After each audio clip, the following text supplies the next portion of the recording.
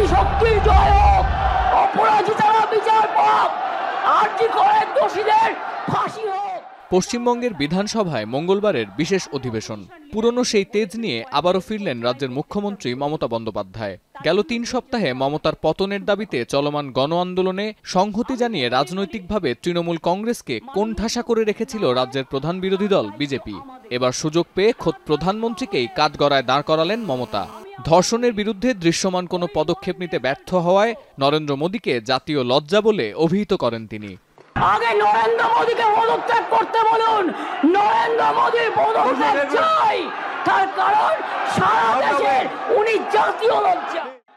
তবে ধর্ষণের সর্বোচ্চ সাজা মৃত্যুদণ্ডের বিধান এনে পাশ হওয়া অপরাজিতা বিল ২০২৪কে স্বাগত জানালেও মমতার পতন অনিবার্য বলে দাবি করেছেন রাজ্যের বিজেপি নেতারা। তারা বলছেন দড়িতে টান পড়েছে, এবার রানীকে তার ক্ষমতা ছাড়তেই হবে। সময়ের অপেক্ষা করুন, এই সরকারটাই খান খান হবে, কারণ যত দিন যাচ্ছে তত ভয় পাচ্ছে, তত বেশি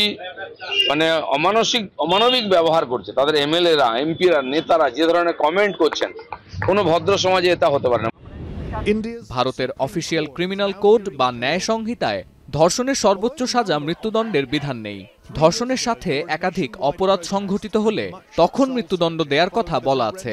অপরাজিতা বিল ২০২৪-এর মধ্য দিয়ে পশ্চিমবঙ্গ রাজ্য সরকার সে বিধান পাল্টাতে সক্ষম হয়েছে বলে মনে করছেন অনেকেই। কিন্তু এতে করে মমতার বিরুদ্ধে চলমান গণ আন্দোলন থামানো যাবে কিনা তা নিয়ে প্রশ্ন থেকেই যাচ্ছে।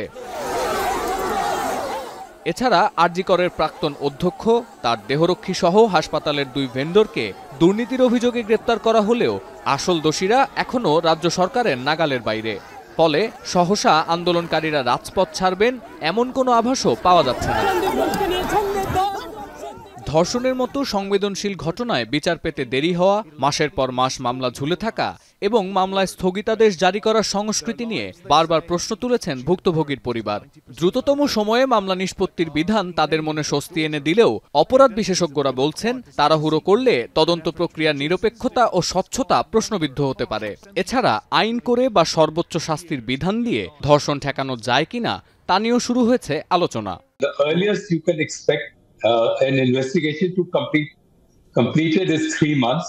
I would give them 6 months really to do it properly. But if you keep pressurizing, and the courts, the High Court, the Supreme Court, if they keep putting pressure, then the chances are that you're doing everything in a hurry. ভারতীয় সংবিধান অনুসারে কোনো নারীর সম্মতি ছাড়া বা তার ইচ্ছার বিরুদ্ধে অবৈধ যৌন সম্পর্ক স্থাপনকে ধর্ষণ হিসেবে গণ্য করা হয়। কিন্তু বিয়ের পর জোরপূর্বক সঙ্গমকে ধর্ষণ না বলে একে পারিবারিক সহিংসতা হিসেবে উল্লেখ করা হয়েছে।